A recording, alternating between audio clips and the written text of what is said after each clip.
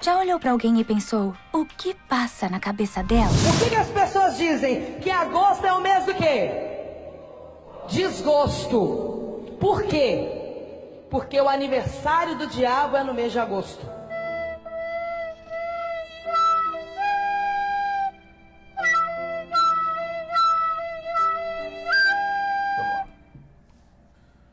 Chegou a hora de mais um Top 5! E nesse vídeo a gente vai trazer aqui 5 erros que a igreja contemporânea comete. Quais são os 5 erros mais cometidos na igreja contemporânea? Não seriam mais cometidos, mas os 5 erros cometidos. Fica aí que o vídeo de hoje está cheio de erros. E o erro number 5 Inglês bom da fé. é a maldição hereditária. Se seu pai, né, no passado, enfim, na vida dele, foi um beberrão, foi um cheirador de pó, Deus vai punir você na sua vida por causa dos pecados do seu pai. Isso não existe, meu amigo. Não existe em lugar nenhum, né? E a base bíblica, ó, Primeiramente que nós somos responsáveis pelos nossos próprios pecados, né? O que eu faço, eu vou prestar conta com Deus com o que eu faço. O que meu pai fez, meu pai vai prestar conta com Deus com o que ele fez. Não tem que haver um culto, um momento de reunião ali na igreja pra essa libertação. para Deus quebrar a maldição que veio sobre sua vida por causa do pecado de outra pessoa que cometeu. Não faz sentido. Até uma pessoa que comete um crime, faz sentido uma outra pessoa que não cometeu o crime ser punida? Da mesma forma, não há que se falar aí que uma pessoa que não cometeu o pecado responda pelo pecado de outra pessoa. Então isso aí não é bíblico. Em contrapartida, nós temos o sacrifício de Cristo, que responde pelo pecado de muitos. E nesse aspecto é que você poderia dizer, mas a exemplo de Cristo, nós podemos ter uma maldição hereditária no sentido de que se Cristo ele levou o pecado de outras pessoas, pecados que ele não cometeram, eu e você poderemos ser responsabilizados por pecados de pessoas que não, de outras pessoas, ou seja, do meu pai ou da minha mãe. Mas nada a ver uma coisa com a outra. Os pecados que Cristo levou ali no madeiro, se fazendo maldição por si, foi única e exclusivamente para conceder salvação aos eleitos. E isso não tem nada a ver com maldição hereditária, pelo amor de Deus. Se você tem assistido aí, não vou dizer o nome para dar audiência, mas na TV aberta aí, essas pessoas falando que você tem uma maldição hereditária por causa do seu pai ou da sua mãe, não acreditem. Não acreditem. Tá errado isso aí. E aqui nesse contexto nós podemos lembrar de uma passagem que explica muito bem que não há a possibilidade de uma pessoa responder por um pecado que ela não cometeu, ou seja, ela ser amaldiçoada por uma coisa que ela não fez, né? E tá lá em Ezequiel, capítulo 18, versículo 20. A alma que pecar, essa morrerá. O filho não levará iniquidade do pai, nem o pai levará iniquidade do filho. A justiça do justo ficará sobre ele e a impiedade do ímpio cairá sobre ele. Então, muito claro nesse sentido aí. Uma base bíblica que eles usam a favor da maldição hereditária, que é muito conhecido, é o texto de Êxodo 20, versículo 5, que vai falar o seguinte: visto a iniquidade dos pais nos filhos até a terceira e quarta geração daqueles que me aborrecem. E aí é que tá, a Bíblia mal interpretada, ela é a mãe das heresias. O texto em si não está falando sobre Deus punir aquelas pessoas que eram cristãs, que foram regeneradas e que estavam servindo a ele, mas sim aqueles ímpios que permaneciam na idolatria e que de forma alguma se voltavam ao Senhor. Aplicar esse texto nesse contexto, no dia de maldição hereditária, é um erro grande. E o quarto erro que a gente quer trazer aqui para vocês é sobre oração no monte. Será que você orar no monte faz com que sua oração seja mais poderosa? Com certeza não. Aí a pessoa deve pensar, não, é porque fica mais perto de Deus. Sei lá. Da altura. É mais alto, né? Por que seria? Porque Deus ouviria mais uma oração que é feita no monte, né? E aqui a gente tira até para outras situações. Ou uma oração que é feita de 2 horas da madrugada. E o pessoal ainda fala, né? Como se a fila é menor. Aí sim, o pessoal ainda traz fundamentação no Salmo, né? Eu olhei para os montes, de onde vem meu socorro? Então é nos montes que eu tenho que ir orar, porque é de lá que vem meu socorro. Porque se não for na minha casa, e se sua casa for em cima do monte? Fica aí o questionamento. E aí onde é que tá? Se Deus é onipotente, por que eu preciso ir para o monte? Onipotente e onipresente, né? Exatamente. Porque Deus está em todos os lugares, né? Por que eu preciso ir para um monte para poder Deus ouvir a minha oração? Ou para minha oração ser mais poderosa. Cristo, e aqui nós colocamos o que Cristo nos ensina, né? Entra no seu quarto, fecha a porta e ali você fala em secreto com o Pai que lhe responde em secreto. E aqui a gente pode lembrar do que o nosso Senhor nos ensina lá em Mateus capítulo 6, versículo 6.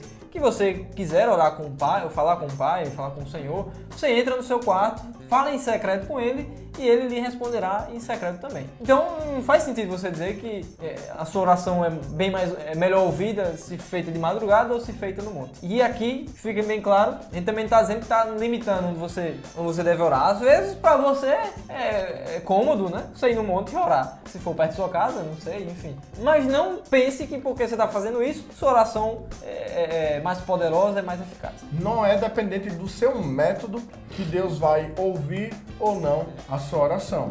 Deus vai ouvir a sua oração ou não se a sua oração é feita por intermédio de Cristo. Então somente por intermédio de Cristo. E o erro number 3 é que avivamento é sinônimo de barulho.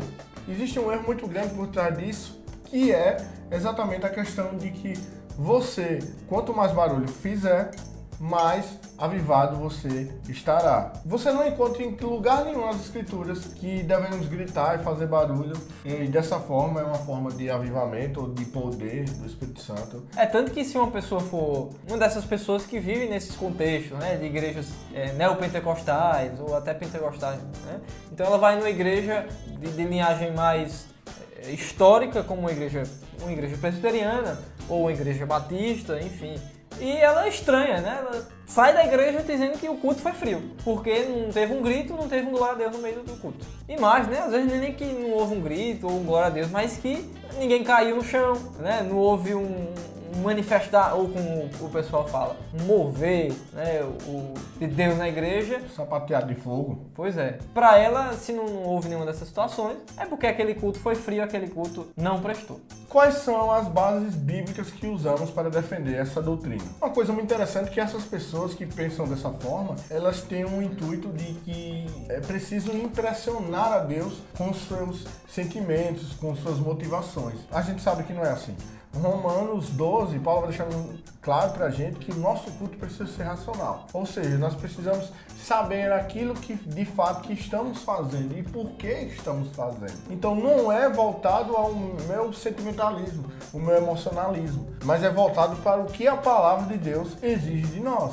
Ao contrário de manifestação do Espírito de Deus ser um sinônimo de barulho, de zoada, ou de algo nesse sentido, né? A gente pode falar que uma das melhores manifestações do Espírito de Deus, na verdade, é a conversão na vida da pessoa. É um coração transformado, um coração regenerado, que faz, inclusive, com que a pessoa entenda e compreenda qual é a razão do culto dela, do porquê dela estar ali prestando aquele culto, o que é que ela deve fazer naquele culto diante de Deus e o que agrada a Deus. A manifestação do Espírito vai se ver na vida da pessoa nesse sentido. É uma pessoa que é convertida, é crente em Jesus Cristo e entende exatamente aquilo que Deus exige dela. E o erro de número 2, ungir objetos, seja com óleo ou com água ou com o que seja. É a unção de objetos de uma forma geral. Terça-feira da bênção. Traga a sua chave, a chave da sua casa, a chave da sua moto, para que a gente abençoe, que você seja livre de acidentes e que sua casa deixe de prezar pagar o IPTU. É uma questão totalmente extra-bíblica, né? Não existe uma base bíblica para que você diga que é necessário que você leve a sua chave, o seu travesseiro, a sua sandália, o que seja, para que seja abençoado. Que isso, na verdade, é uma catolização do evangelicalismo. É uma forma de trazer o costume, por exemplo, católico, de benzer, de abençoar as coisas, para a igreja. A nossa bênção maior está dentro de nós, é o Espírito Santo de Deus em nossas vidas.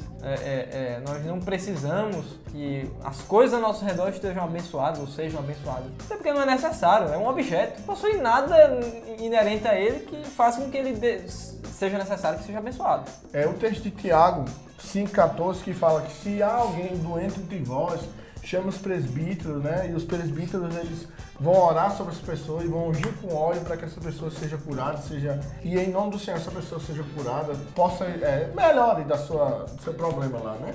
E eles levam isso para objetos de uma forma geral. Ou pegam um texto do Antigo Testamento onde eles falavam que eles ungiam as camas, objetos do templo, eles purificavam, né, da purificação. E para poder tentar apoiar de alguma forma essa prática aí deles, podemos, não é exagero falar, unanimidade das igrejas neopentecostais, né, de cunho neopentecostal, como Igreja Mundial, Deus é Amor e tantos outros nomes que tem sobre esses tempos aí. E o primeiro e último erro que nós podemos enxergar nas igrejas contemporâneas Number one, é o copo d'água em cima da televisão. o copo com água em cima da TV. E nessas TVs que são slim, como é que eles fazem? E ali a pessoa, quando colocava, né, ou ainda coloca, copo na frente da televisão, em cima da televisão, onde quer que seja, na verdade ela tem uma fé, né, muitas das vezes no copo d'água, mas na pessoa que tá falando, ou na oração, no poder da oração que aquele bispo fulano de tal tem, para abençoar aquela água, a ponto de fazer com que, quando ela beber aquela água, ela seja curada, porque normalmente é mais voltada essa questão da cura, ela seja curada de uma enfermidade que ela tem ali. Então a confiança não tá nem em Deus, que pode curar, é claro, né, mas tá no pastor fulano de tal, que tem uma oração forte. Assim como outras, né? Que a gente pode lembrar da rosa ungida, a gente pode lembrar também da botija, né, de ouro, a gente pode lembrar também da oferta que era no valor de R$1.000, acho que tem um nomezinho, só que eu não lembro agora. A oferta de sacrifício. Exatamente, de sacrifício mesmo, viu? Que é sendo lá Você R$1.000. ficar liso. Também a toalhinha que o profeta dele lá usa, suor o sujo, apóstolo, né? Enxuga lá e diz que cura doença. As bizarrices são enormes. Mas a gente pode perceber que a confiança da pessoa nunca está em Deus, mas está na pessoa de quem está falando, né? De quem está ungindo, de quem está abençoando a água, enfim. Podemos citar aqui o texto que está lá em Mateus, capítulo 7, versículo 7, que diz: Pedi e dá-se-vos-á, buscai e achareis, batei e abre-se-vos-á. Nós podemos colocar nossas dores, o que nós temos sentido, até a enfermidade mesmo, diante de Deus, né? Ele querendo, né? Sendo de sua vontade, 1 de João vai falar sobre isso, sendo de sua vontade, ele nos concederá aquilo que temos pedido, né? Mas nós temos que pedir o que é lícito, primeiramente. Outra coisa, é que nós temos nesse canal vários vídeos sobre oração, né? E uma das coisas que você tem que fazer para que, antes que você ore, é conhecer a palavra de Deus, é saber quem Deus é, quem você é, antes de falar com Ele. E para finalizar, uma coisa que é comum em todos os 5 erros que colocamos aqui é que a má interpretação da Escritura é a causadora dessa situação, desses erros, né? Um texto mal interpretado, um texto que foi distorcido, às vezes partindo de seus líderes por segundas intenções mesmo, outras vezes por sinceridade, mas errados, sinceros, mas equivocados. Naquele vídeo antigo na internet, vai lá e adultera. Mas as nossas experiências, elas não podem ser validadas por interpretações equivocadas das Escrituras. Então, tome muito cuidado quando você tem dúvidas quanto a alguma passagem bíblica, sobre qual assunto aquela passagem está explicando, está expondo. Então, galera, eu percebi na hora que eu tava editando o vídeo que deu um probleminha na hora de exportar o áudio. Então a gente perdeu a parte dos avisos nesse vídeo. Mas eu mesmo farei isso aqui. Curta, compartilhe com seus amigos, deixa aí nos comentários alguma sugestão, ideias para próximos vídeos. Se inscreve no canal caso ainda não seja inscrito, ativa as notificações e é isso. Valeu! Eu lembro dessa daí.